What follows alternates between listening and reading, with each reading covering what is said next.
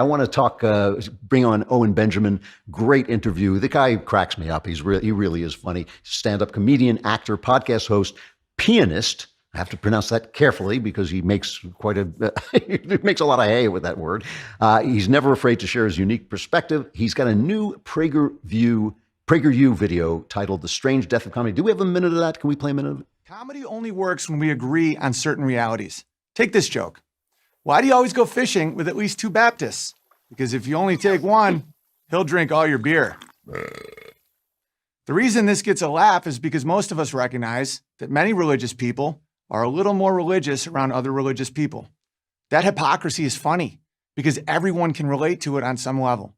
We're all a little hypocritical now and then. The problem is that today, fewer and fewer people seem to agree on the basics. Shared assumptions. I recently did a joke on stage. People keep comparing Donald Trump to Adolf Hitler. He's nothing like Hitler. Hitler would have never let CNN talk like that. Anderson Cooper wouldn't have made it through the night of the long knives. There are people that don't understand that joke. And the reason is that joke requires us all to agree, and stick with me here, that Hitler was a bad, bad man. And that the night of long knives was a bad, bad thing. And that President Trump, whether you like him or not, isn't anything like that bad, bad man who did that bad, bad thing. And I wouldn't want him to be. But since we now live in a world where some stupid people like Hitler and some other stupid people think Trump is Hitler, well, we just can't agree that this obviously absurd joke is funny. You can find Owen on his YouTube channel, youtube.com/Owen Benjamin Comedy. And he also has a podcast, Why Didn't They Laugh? Here's Owen Benjamin. Owen Benjamin, it's good to see you again. Oh, thanks for having me, man. I was just telling you when we first started talking, you've been just crushing on the show. Like those opening monologues make me laugh so hard. Coming from you, that's a genuine compliment. I appreciate it. I saw your new video, the Prager video, also made me laugh, which is tough to do on a Prager video. It's not easy to get laughs out of a Prager video. Yeah, the Prager Community College is a little funnier and dirtier, but PragerU has to be pretty erudite. No, those guys are great, and I love that they kept it so clean because it reaches a bigger audience. But we'd be going back and forth about how far we could push a joke and stuff like that. But I'm really proud of the message, so I hope a lot of people watch it. Well, let's talk about it. It's called The Strange Death of Comedy. Why do you feel comedy is dead? Well, I think it's a lack of shared values. I've wrestled with this for a long time. It's you got to have the assumptions in place in order to be funny. Like that joke in the video about people say Donald Trump is like Adolf Hitler. That's not true. Not fair to Trump. Adolf Hitler is a great leader. Like you have to know I don't like Hitler. Like that has to be a given. Right. And it's the same with like James Gunn claiming that a lot of these are jokes. It's like there's no given there. Like Hollywood's so riddled with sexual deviance that like that isn't like that's like there's just no given. Like no one's trusting that that's a joke at all. And because I've been racking my brain about my problems where if I take something that was intended to be a joke, like where are my blind spots? That's more of a conservative libertarian way of thinking that the left has never once thought ever. But that something might be your fault, you mean? Yeah. Yeah, it's like my inability to see James Gunn as joking. And I think it's because I can't assume he's a good guy because he's not. So it's like that to me just seems like proclamations. Well, yeah. No, go ahead. Well, I mean, it is a real problem in Hollywood. There is a pedophiliac mafia. We know it's there. It's come close to being exposed. I'm not saying he's part of it. It just makes the jokes a little less funny. Yeah. Well, I think there's evil doers and evil followers, and I think the majority are evil followers, not doers. Gun to head. I don't know is he actually attracted to children? Probably not. I think the majority of Hollywood is not actually pedophiles, but what the majority of Hollywood is they will cover for people. They will see things that are horrifying and not say anything. They will defend evil. And it's almost like the way, pimps and hookers all have that pyramid force of don't rat on me, I don't rat on you. And that to me is pretty gross. Like when I came out against Jesse Thorne about his 5-year-old transgender kid, and I named him my name. I got kicked out of CAA, Principato Young, which is one of the biggest management companies there. I had a publishing deal with Norton that did Guns, Germs, and Steel and all that, like a big upfront money deal. Like all of it just started vanishing, just all of it gone. Wow. And it's not because these people, like privately, they'd be like, hey man, I know they're like, I know you're right. But that only lasts like a year.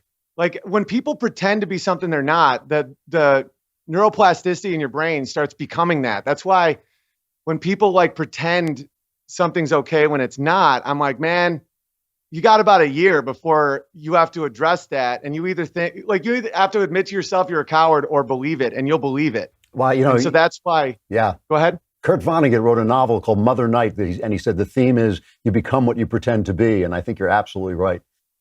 Yeah. I believe in free will and a soul.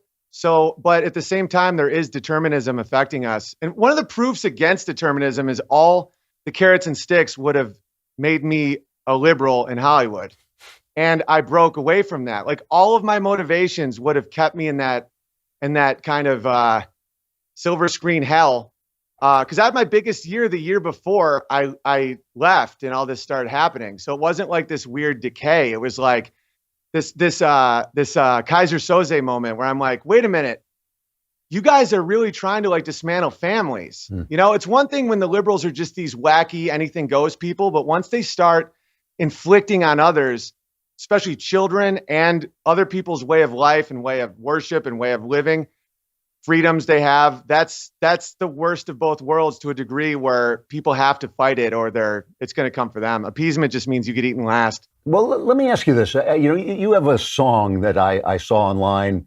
I can't say it, but the thing is that N-word stole my bike. I got to tell you, it cracked me up. But at the same time it cracked me up, I felt a little chill, like, whoa. Is there a point where you've gone too far? Is there in your own mind a place where you've crossed the line? Well, it's funny you bring that up because that's the only joke in my entire career where I actually think it wasn't ready, because it's based on a meme from Mike Tyson's Punch Out. It's there was a meme from like 2001 where it was little Mike is like jogging and it goes forever, and there's a black dude on a bike and he's jogging behind it, and that was the joke for like a decade, and it was nothing. It was just funny. And but in my life and in my career, I never call black people that, even in like jest, you know, but I will use the word in irony. Like I'll call Justin Trudeau that if he's trying to ban Mother's Day or something, you know. But the joke just wasn't ready. Like the whole joke now, which I don't even really do on stage anymore because there's just too much heat around it. But it turns out it's like, oh, that N-word's white. And that turns out it's Justin Trudeau stole my rights. Like I make an irony out of it because that's the one time where I'm like, that might be too far, but the comedian's role is to go too far. Sure.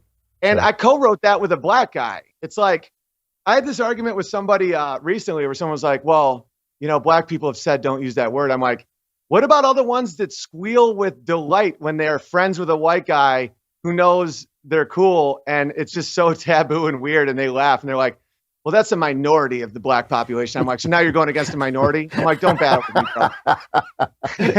Did you see Nanette? Oh, horrifying. Is that the Australian that says jokes aren't funny anymore? Yeah, she stops in the middle of her comedy routine to announce that she's not going to be a comedian anymore because she doesn't want to make straight white men feel good about themselves, and she's just lacerating herself. Oh yeah, it's mind blowing. That's like if someone's a plumber and they're just like, you know what? I'm done with this pipe stuff. You deserve to have PP all over you because you're white. Like, it's that crazy. Because like I didn't like Chris Rock's joke about more white kids need to be shot, but I got the structure, and of course he should take the risk and whatever. Like, it doesn't even make me not like the guy. I just think that was a misread. So I think everyone should give each other that element when you're dealing with stand-up comedy. The only reason I thought James Gunn should be fired is he directs kids movies, which that'd be like because of that N-word stole my bike. Like if I got fired from like Selma 2, I get it. You know, if someone's like, hey, Big Bear, we know you're not racist, but like this song, like it's going to piss people off. I'm like, of course I should not direct Selma 2. It's the same with, you know, Guardians of the Galaxy 3 is for kids. And it's like, there's videos of this dude making jokes that I can't even come close to repeating because even censored, it's insane. I'm not even talking about his tweets, like videos of the guy. I tweeted one. it's just the guy's a total scumbag. Yeah. And so free market firing is not like, because I'm a free speech absolutist Me to the too. point Yeah. where I'd really wrestle with whether or not pedophiles are allowed to say they're pedophiles. And I had to say yes, even though I physically want to kill them. Yeah. But at the same time, you got to let businesses fire people. I'm like, what if you find out your babysitter tweeted that 10 years ago? No firing. He has his rights. Like, no, of course not. So what has happened? You make this really interesting point in the video that we were talking about before, that we've lost our shared values. So it's hard to play off the assumptions to get a laugh. It's hard to play off people's assumptions. Yeah. Is that what killed late night comedy, or is it something else? I mean, late night comedy is virtually gone. Man, I wrestle with this a lot because I don't know if it was just this weird descent into this, or was it planned? Was it this weird Marxist thing where they want another avenue of rhetoric and promote? I don't know, because these guys were funny. Like, I know Jimmy Fallon. I've toured with Jimmy Fallon. He's probably the best one left, but I've done Chelsea Handler's show. I've done Amy Schumer's show. Like, the thing that a lot of people on the right need to understand is at one point, Sarah Silverman was funny. Huh. And to see them all choose to become these shells of themselves and just become these puppets and these applause-seeking, just ideological weirdos. I'm like, was that by choice, or was that just, I don't know. I don't know what it is. Did they run out of jokes? Well, I don't know. There is always that danger with comedians that somewhere deep inside them, they want to be taken seriously, and and they can fall prey to that as they get older, I think. Yeah, it's almost like when U2 wanted to do a jazz album. Everyone's like, bad for branding, bud. It's like I just, enough of the laughter. It's time to really talk about faith. It's like, no, Nanette, no one wants to hear that. So all these streaming services, they're now featuring a lot of stand-up. There's a lot of stand-up on this. Is there anything that you see that you really love? Yeah, Norm Macdonald. There's a bunch of Norm great Macdonald, he's the best. Norm Macdonald is the best of all time. I mean, we're living in a time when I consider the best comedian who's ever lived is still touring. Who's that? Like Norm Macdonald is unbelievable. Yeah. Do you know him? No, I don't. But there's a lot of comedians that are still funny. I just have to. I just don't see the names in front of me. But what's his name? Mulaney. John Mulaney's a structurally an unbelievably good joke writer. Yep. And he's a guy that's on the. That's why I did that video, Why I Hate the Left. I made sure I didn't, because there is a difference between just the normal 90s liberal versus the left. And John Mulaney reminds me of a guy where I would disagree with his policies, but I would have beers with him and be like, that guy's a funny guy, Yeah, he even talked about that. He's not a very political guy on his last routine. He just, Trump appalls him, but he's not a political person. Yeah, which is cool. And I think that's, when you're on Netflix, it means you are a political person and it's on the left. But other than, I'm just kidding. But yeah, I like that guy. I just think that what's happening is everything's so politicized, and people are like, well, why do you do politics? Like, your best stuff is men and women stuff. Because my best material is always relationship material and how men and women are different and how you can make fun of. Because I can make fun of women and they laugh, which is a big thing in the comedy world. Yeah. And I'm like, you can ignore politics, but politics won't ignore you. And it got to the point where saying men and women are different was considered like hate speech. And then it's like, all right, we'll just talk about football. And they're like, what? How do you feel about kneeling? And then you're like, let's just go shoot guns. And they're like, excuse me. And you're like, all right, I either have to beat this leftist dragon or I can never talk about anything again. Well, so now you have paid a price. I mean, you really have. And you had all these deals and they've gone away. What's happening in your career right now? Great, man. That's the funniest thing. It's Through the Looking Glass is I'm trying to be I do a lot of live streams on my YouTube channel. And one thing I try to do is show people how they can construct a career outside of Hollywood, because that's the future's there. Same with education. That's why I love PragerU. I love Dan Carlin's Hardcore History. I love Eric Weinstein was talking about this. Or was it Weinstein or was it Rowe? Shout out to Ben Shapiro's Sunday specials, by the way. They've been unbelievable. He's terrific. Yeah, and he was talking about how the gatekeeper to information is gone and no one's really reacting. It's almost like the housing bubble took like 2 years to like actually fall. It's like college the appeal's over, because now you can listen to like a Harvard lecture for $1, and that's why all these like truckers are becoming like intellectuals. And it is, it is why they're trying to censor. Well, it's why they're trying to censor social media, isn't it? I mean, they want it back. They want to take back that gatekeeping role. Yeah, so many people don't understand how rooting for the underdog conservatives are, where it's a lot of these regulations keep the single mom who wants to be a hairdresser out of the business, or minimum wage makes certain work illegal so no one can have an entry-level job, and all these things. You know all the history behind a lot of these labor unions and all this stuff. It isn't what people think. It's this lie that keeps being pushed. And one of the big lies is you got to go to college to make something of yourself. Right. Like I have 2 sons under 3 right now. And, one was born 3 weeks early, little Charlie. We had a bunch of complications, and it blew my mind as I'm holding him that the Democrats want to be able to, if he was still in my wife, he could be abortable, which is like mind blowing.